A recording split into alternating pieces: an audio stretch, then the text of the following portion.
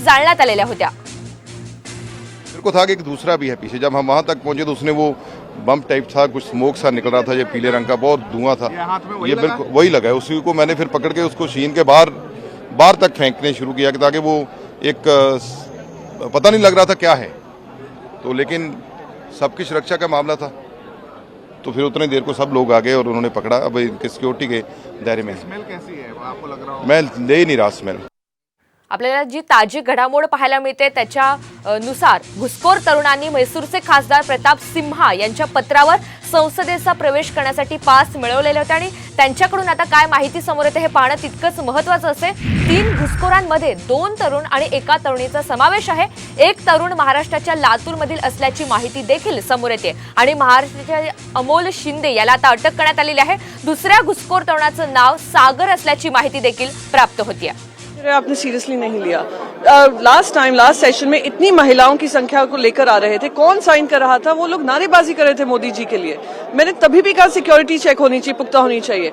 Temple of democracy, in the mother of democracy पे इस तरीके का हमला होता है, ये दिखाता है सिक्योरिटी ब्रीच है और उस पर कार्रवाई होनी चाहिए और थोड़ी मैं मानती हूँ सख्ती बरतनी चाहिए। जिस तरीके से भारी संख्या में विजिटर्स आते हैं, कोई कंट्रोल नहीं है, कोई नियंत्रण नहीं है।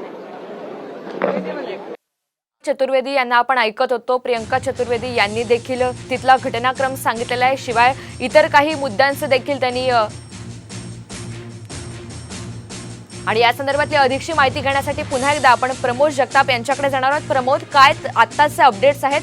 खरं तर ताजी घडामोड आपण जी ऐकतोय त्याच्यानुसार घुसखोर तरुणांनी म्हैसूरचे खासदार प्रताप सिंहा यांच्या पत्रावर संसदेमध्ये प्रवेश करण्यासाठी पास मिळवलेले होते। आता प्रताप सिंहा कुठे आहेत, त्यांची या संदर्भात काही चौकशी केली जाते का?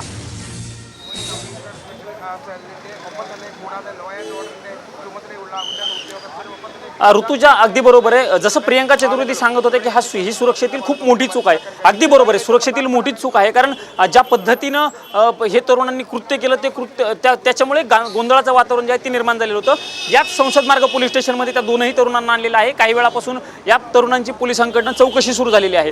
तुम्ही जो प्रश्न विचारला की ज्या खासदाराच्या पत्रावरती हे आलेले होते त्या खासदारांची काही चौकशी सुरू झालेली आहे किंवा त्यांच्याशी काही विचारपूस केली जाणार आहे? निश्चित पद्धतीनं पोलीस त्या खासदारांच्या पत्राची माहिती जी आहे ती पोलिसांकडून घेण्याचं काम सुरू आहे। पण ही खासदार त्यांच्या ओळखीचे असल्यामुळे त्यांच्याकडनं पत्र दिलं गेलं होतं अशी माहिती मिळत आहे।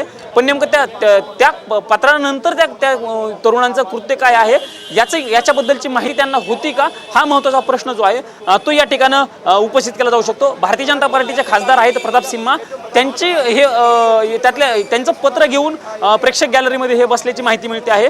जी माहिती मिळते त्यानुसार एक महाराष्ट्रातील लातूरचं नक्कीच प्रमोद, मी पुन्हा तुमच्याकडे येते एक ताजी अपडेट घेऊन। नागपूर अधिवेशनातही आता गॅलरी पासेस देणं बंद करण्यात आलेलं आहे। दोन्ही सभागृहातील गॅलरी पासेसना आता बंदी घालण्यात आली आहे। अतिशय मोठी घडामोड, लोकसभेतील गोंधळानंतर आता मोठी सतर्कता बाळगली जाते। मोठा निर्णय देखील घेण्यात आलाय। नागपूर अधिवेशनात देखील आता गॅलरी पासेस बंद करण्यात आलेत। दोन्ही सभागृहातील गॅलरी पासेसना आता बंदी घालण्यात आली। लोकसभेत जो काही प्रकार घडला, जो काही गोंधळ झाला त्याच्यानंतर आता सतर्कता बाळगली जाते। त्याचमुळे नागपूर अधिवेशनात देखील आता गॅलरी पासेस बंद करण्यात आलेले आहेत। पुन्हा एकदा आपण प्रमोद जगताप यांच्याकडे जाऊयात। प्रमोद, आपण पाहतोय आता इकडे नागपूर हिवाळी अधिवेशनात देखील त्याचे पडसाद उमटतायत। गॅलरी पासेस देणं आता बंद करण्यात आलेलं आहे।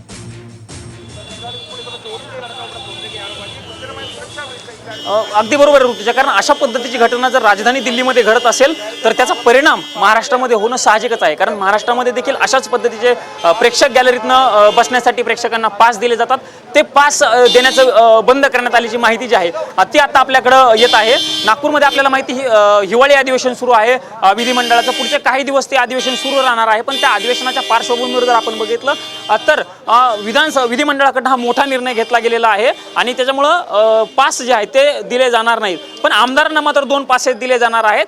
2 ते 3 पासेस दिले जाणार असल्याची माहिती जी आहे ती देखील आपल्याला मिळते ऋतुजा।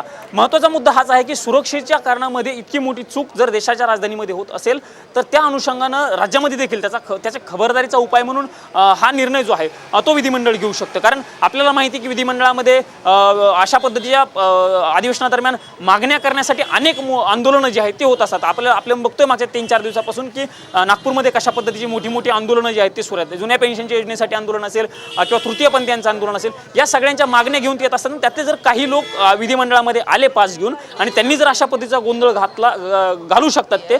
म्हणून कुठेतरी खबरदारीचा उपाय म्हणून विधिमंडळाकडनं हा निर्णय घेतल्याची माहिती आपल्याला मिळते ऋतुजा.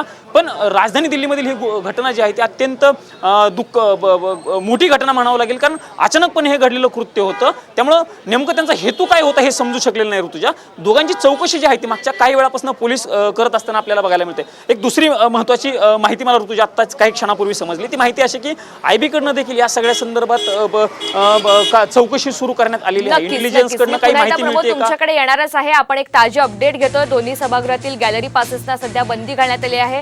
नागपूर अधिवेशनामधील ह्याचे आता पडसाद उमटल्याचं आपल्याला पाहायला मिळतंय. नागपूर अधिवेशनात देखील आता गॅलरी पासेस देणं हे बंद करण्यात आलेलं आहे. लोकसभेमध्ये जो काही गोंधळ घडलेला आहे आणि त्यानंतर आता सतर्कता बाळगली जाते, कारण सुरक्षा व्यवस्थेवरच मोठं प्रश्नचिन्ह आता उपस्थित राहिलेलं आहे. विरोधकांकडून देखील मोठ्या प्रमाणात या ठिकाणी टीका केली जाते.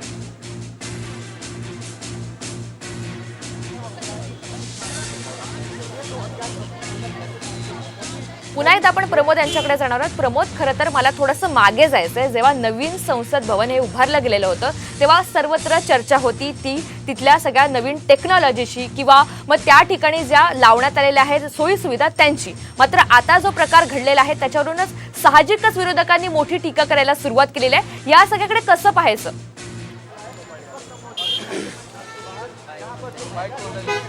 अगदी ज्यावेळेस आपल्याला माहिती की गणपतीच्या कार्यक्रमादरम्यान किंवा 10 दिवसांच्या त्या दरम्यान संसदेच्या नव्या पार्लमेंटचं उद्घाटन झालेलं होतं. पंतप्रधान नरेंद्र मोदी असतील किंवा इतर जे महत्त्वाचे सगळे नेते होते त्यांनी त्या ठिकाणी प्रवेश केल्याचं आपल्याला बघायला मिळालं होतं. त्यानंतर 2 दिवस नव्या संसदेमध्ये कामकाज चालू होतं आणि हे जे हिवाळी अधिवेशन आहे ते हिवाळी अधिवेशन पूर्णपणे नव्या संसदेच्या कार्यालयात सुरू असल्याचं आपल्याला बघायला मिळालं होतं. तेव्हा खास करून खूप टीका जी आहे ती संसदेच्या बांधकामावरती करण्यात आली होती. काँग्रेसचे जयराम रमेश यांनी तर असं म्हटलेलं होतं की इथं आमचं मन लागत नाही, जर कदाचित आमची सत्ता आली पुढे भविष्यात तर आम्ही हे संसद भवन जे आहे ते बंद करू आणि जुन्या संसदेत पुन्हा एकदा कामकाज सुरू करू. अशा पद्धतीची टीका जी आहे ती तेव्हा त्यांनी केल्याचं आपल्याला बघायला मिळालं होतं. पण त्यानंतर जर आता आपण मुद्दा बघितला तर एक टीका करण्याचं संधी जी आहे ती विरोधकांना निश्चित पद्धतीने मिळालेली आहे. त्यामुळं या कामकाजात या आत्ताच्या घडलेल्या